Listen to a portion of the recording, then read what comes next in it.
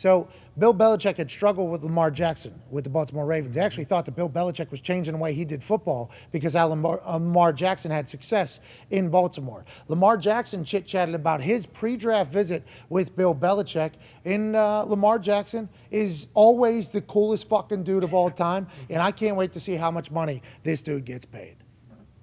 I seen Belichick smile.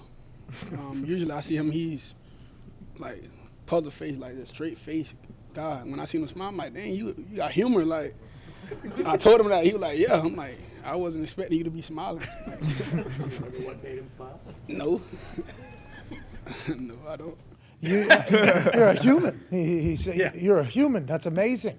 That sounds like such an interesting way to describe somebody, but it's real. Like, I think a lot of these figures that we've only seen on the television or at a press conference, like Bill Belichick, I assume is a robot, but then I hear stories from like Vinatieri and everybody that's ever been up there like, you would fucking love Belichick. And I'm like, well, I think I love him even more because he doesn't let anybody fucking see it. Yes. But Lamar Jackson visiting with Bill Belichick obviously left a mark on Bill Belichick as well, because this is what he had to say in his press conference. And remember, Bill always talks up everybody, but listen to the comments he makes about old Lamar Jackson and about the meeting he had with him pre-draft. Get to know him at all in 2018? Yeah, he visited here. What do you remember about him during the pre-draft process? Good. Yeah, it's good. It's good. Great visit. Spent a lot of time with him. Yeah, really interesting guy. Interesting guy, yeah. How have you seen him grow in the league?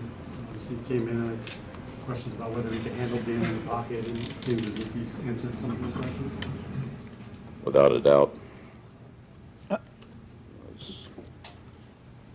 It's the type of player that's a MVP type of candidate. So I think he's more than answered him. But we'll see what his contract is. That'll answer him. Is he thinking about shipping Mac Jones out of town and using all the money he has next year to go get Lamar Jackson to the New England Patriots? Or is this Bill Belichick just saying, all these people talking shit about Lamar Jackson, you shut the fuck up? Yeah, I love that he knows exactly what's going on with the contract stuff. Kind of like a peek behind the GM curtain of Belichick, because it feels like whenever he's doing his press conferences, it's about Patricia. Yeah, it's about what the defense is doing, how they're going to shut Lamar down. Not more so like, hey, what do you think about Lamar in the contract situation and how he is in the pocket? Now, I will say I might be playing Madden right now, and in 2024, the Patriots were the team that ended up with Lamar Jackson. Now, hey, I love Mac Jones. I love him forever. He's not even wearing his... Not wearing the Nobles. Oh, come on. I got these you bought us these wonderful slides. Who am I not to wear them? Give me a break.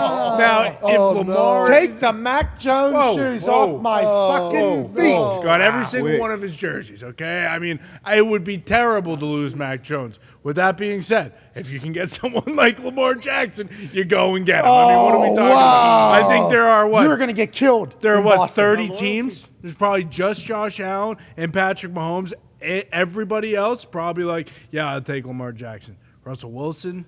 Aaron Rodgers. But if Rodgers is 38, retired by the time that's what I mean. Lamar You're saying get him to Green Bay, huh? Even if he maybe. is. Hey, how about he's definitely coming to Indianapolis, so everybody can just fucking relax. Well, I mean, if we know anything about QBs coming to Indianapolis, they're cursed because they all fucking stink. All right. Now, Frank will be fired by then, so sorry, he'll be able to, maybe start anew. Well, who's he hiring? I'm not talking Matt Rule.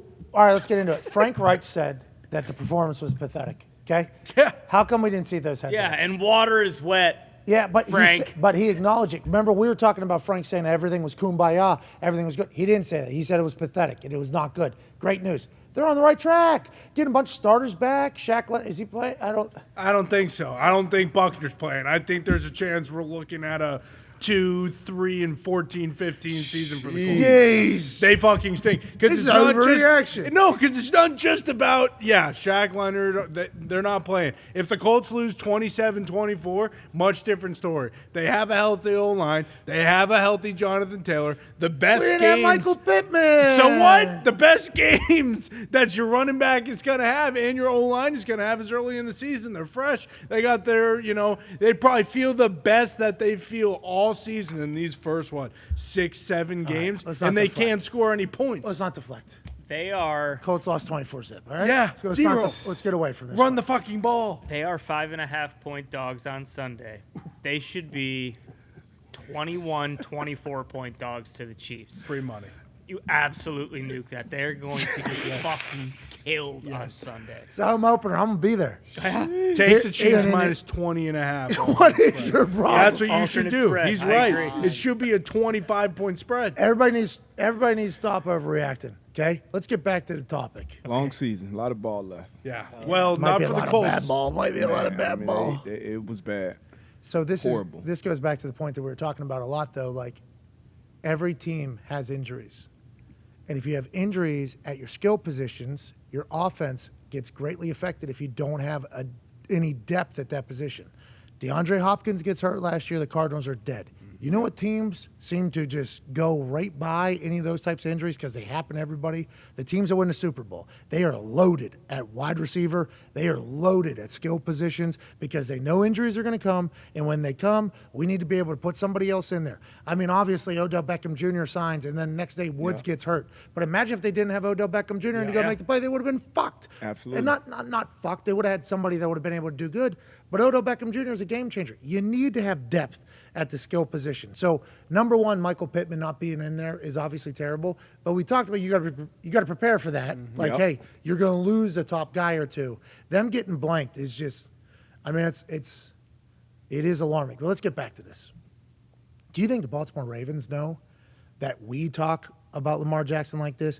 Bill Belichick obviously is like, this guy's about to reset the whole market. Yes. Do you think the Baltimore Ravens understand how much everybody loves Lamar Jackson? Because I think if you listen to how Rappaport talked about it, and let's assume Rappaport has an in from the Ravens side of things, he said that Deshaun Watson had leverage. Deshaun Watson had leverage because he said he wanted to be traded. All hell broke loose. New program, very serious allegations. And Caserio was like, yeah, we don't want you to be on our team. So he was almost a pseudo free agent. So he was, because of things that weren't good at all, he became a free agent technically under contract who was able to pick where he wanted to go. It was a free agency period. Lamar does not have that. Unless Lamar was an absolute fucking piece of shit to his teammates. I'm not just talking about as a human. I'm talking about to his teammates. Middle of the season go, until you pay me, I'm not doing anything. Like, I think that's how the Ravens feel. Like, well, he has no leverage. What's he going to do? He's too good of a guy. He's too fun-loving. His teammates like him. So, like, the only thing we can bank on is that the Ravens will do the right thing and fucking pay him. And I don't know if the Ravens have a clue that, like, 28 teams in their fan bases would be like, we will give everything for that fucking guy who always does right in the community, is beloved, has already won an MVP, and does everything the right way. Like, I just don't know how this ends. I have no idea how it works out. You know? Everybody want to see him win. And like Connor said, you hear Belichick mention another player's contract like before, like that's almost unheard of. He literally will tell us, like, you don't even talk about your own teammates' contracts or injuries. So to hear him, like you said, have his kind of GM hat on and talk about that, you hear Rap Sheet, and just everybody, man. You watch him in his press conferences in situations where he can be an asshole. You know, hey, I'm not talking about my contract. Hey, what about your contract? 3-4 more times. And he, like, the way he goes about his business from the jump, I think everybody's rooting for him. And his price is only going up. You know, he's bet on himself. I hope he continues to have the year that he's having, very similar to Aaron Judge, what he's doing in New York. Like, bet on yourself, continue to run that price up because, like you said, all that shit that was going on with Deshaun, and he was able to leverage that into a $230 million fully guaranteed contract.